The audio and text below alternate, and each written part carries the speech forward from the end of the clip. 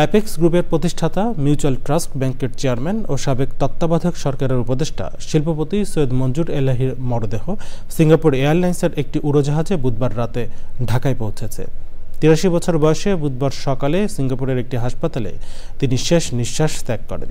East West ইউনিভার্সিটিতে প্রথম ও গুলশান আজাদ মসজিদে দ্বিতীয় জানাজা শেষে তাকে বরানী কবরস্থানে স্ত্রী নীলুফার মঞ্জুরের একই কবরে দাফন করা হবে। সৈয়দ মঞ্জুর এলাহীর মৃত্যুতে শোক জানিয়েছেন প্রধান উপদেষ্টা মোহাম্মদ ইউনূস। শোক জানিয়েছেন বিএনপি মহাসচিব মির্জা ফখরুল ইসলাম আলমগীর। রিপোর্ট করছেন লুৎফর রহমান সোহাগ। এই ঈদে জামা জুতো অ্যাকসেসরিজের ডিসকাউন্ট।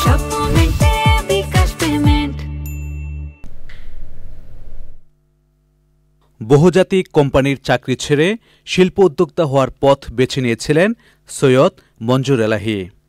কলকাতা বিশ্ববিদ্যালয় ও ঢাকা বিশ্ববিদ্যালয় থেকে অর্থনীতিতে উচ্চশিক্ষা নেওয়া এই উদ্যোক্তার হাত ধরেই বাংলাদেশ থেকে চামড়ার জুতার রপ্তানি শুরু হয়।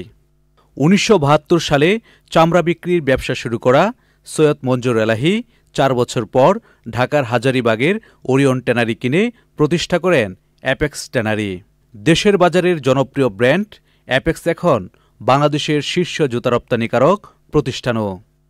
শিল্পপতি সৈয়দ মঞ্জুর এলাহী ১৯৯৬ ও ২০০১ সালে ২ দফায় সাবেক তত্ত্বাবধায়ক সরকারের উপদেষ্টার দায়িত্ব সামলিয়েছেন। ছিলেন বেসরকারি মিউচুয়াল ট্রাস্ট ব্যাংকের প্রতিষ্ঠাতা চেয়ারম্যান। সংগঠক হিসেবে সৈয়দ মঞ্জুর এলাহী বাংলাদেশ অ্যাসোসিয়েশন অব ব্যাংকসের চেয়ারম্যান, সেন্টার ফর পলিসি ডায়ালগের ট্রাস্টি বোর্ডের সদস্য, ঢাকা বিশ্ববিদ্যালয় অ্যালামনাই অ্যাসোসিয়েশনের সভাপতির মতো দায়িত্বে ছিলেন। কর্মপ্রাণ সৈয়দ মঞ্জুর এলাহী সিঙ্গাপুর থেকে বুধবার রাতে ঢাকায় ফিরেছেন কফিনবন্দি হয়ে।